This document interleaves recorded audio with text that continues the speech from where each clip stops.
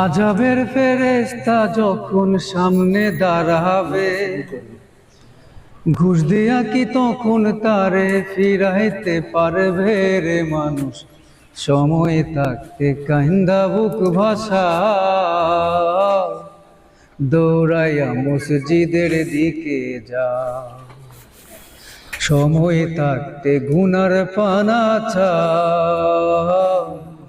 দৌড়াইয়া মসজিদের দিকে যা। আজাবের ফেরেশতা যখন সামনে দাঁড়াবে,